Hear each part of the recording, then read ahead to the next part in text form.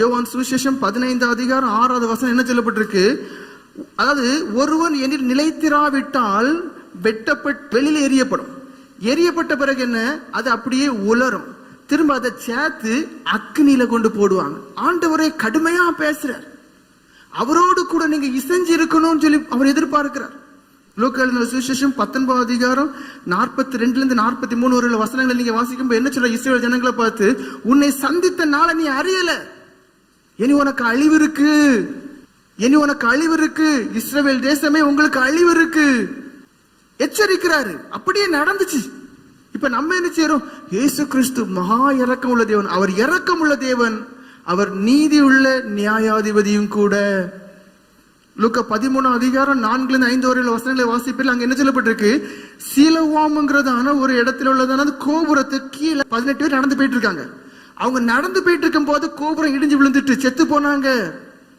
ஆண்டவர் என்ன சொல்றாரு? நீங்களும் மனம் திரும்பாவிட்டால் அப்படியே கெட்டு போவீர்கள். யாரு சொன்னது? நீங்க சொல்றீங்களே சாஃப்ட், நீ அந்த தேவன் தான் சொன்னார்.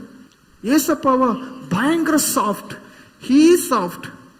ஆனா அவருக்கு இனி ஒரு குணமும் இருக்கு, நீதி உள்ள நியாயாதிபதி. அப்படியே கெட்டு போவீங்க, அப்படியே அழிக்கப்பட்டு போவீங்க. அப்ப எவ்வளவு ஜாக்கிரதையாக நம்முடைய வாழ்க்கையில் இருக்கணும். 2வது சங்கீதம் 10வது வசனமும் 11ஆம் வசனம் நீங்க வாசிப்பீர்கள். அங்க என்ன சொல்லப்பட்டு? உணர்வடையுங்கள். யார் உணர்வடையணுமா? ராஜாக்களே, நீ யாராவது இருந்துட்டு போ, நீ உணர்வடையணும். வாசிங்க. இப்பொழுதும் ராஜாக்களே உணர்வடையுங்கள், பூமியின் நியாயாதிபதிகளை எச்சரிக்கையா இருங்கள். குமாரன் கோபம் கொள்ளாமலும், தேவன் கோபம் கொள்ளாமலும், அவருடைய கோபம் உங்க மேல இருக்கு. ஹாயா வாழ்றோம், சுகபோகமாய் வாழ்கிறவன், சுகபோகமாய் வாழ்கிறவள், உயிரோட செத்தவன், உயிரோட செத்தவள். இப்ப எதை மட்டும்தான் விரும்புறோம்?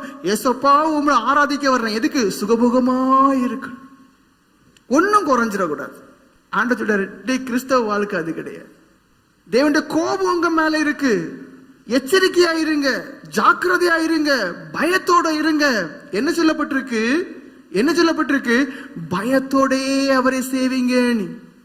அப்ப பயத்தோடையே அவரை சேவிக்க வேண்டுமே. ஆனால் பயம் நிறைந்த ஒரு வாழ்க்கை, பக்தி நிறைந்த ஒரு வாழ்க்கை, பரிசுத்தம் நிறைந்த ஒரு வாழ்க்கை, அவரை பிரியப்படுத்தி வாழக்கூடிய ஒரு வாழ்க்கை, தேவசித்தம் மாத்திரம் செய்யக்கூடியதான நற்கனி கொடுக்கக்கூடியதான ஒரு வாழ்க்கை உங்களுக்குள்ள இருக்க வேண்டும். எதிர்பார்க்கக்கூடியது தேவனே, ஆண்டவராக இயேசு கிறிஸ்துவே.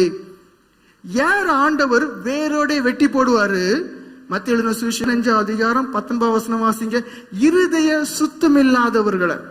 எப்படி எனில் இருதயத்திலிருந்து பொல்லாத சிந்தனைகளும், விபச்சாரங்களும், வேசித்தனங்களும், களவுகள், பொய் சாட்சிகளும், தூஷணங்களும் புறப்பட்டு வரும். பாருங்க, அப்ப இப்படிப்பட்டதான கிரியைகளை நீங்கள் செய்வீர்களே, ஆனா மரம் வேரோட ஒத்த வெட்டு முடிஞ்சு போச்சு. ரோமர்கள் நிருபம் 2:8-9 வசனங்களை நீங்க வாசிங்க. அங்க எப்படி சத்தியத்துக்கு கீழ்ப்படியாதவங்க, நீ எவ்வளவுதான் சுவிசேஷம் கேட்டாலும், எவ்வளவுதான் கத்தி சொன்னாலும் அதுக்கு கீழ்ப்படியாத ஜனங்கள் அநேகர் இருப்பாங்க. மரம் வேரோட வெட்டப்படும். சண்டைக்காரராக இருந்து இதற்கு கீழ்ப்படியாமல், எப்படி சண்டை சிலங்களுக்கெல்லாம் வாய் சும்மா இருக்காது, சும்மா போயிட்டு இருக்கவங்களே கூப்பிட்டு சண்டை போட்டு குணம் இருக்கும். வேரோட வெட்டப்படும்.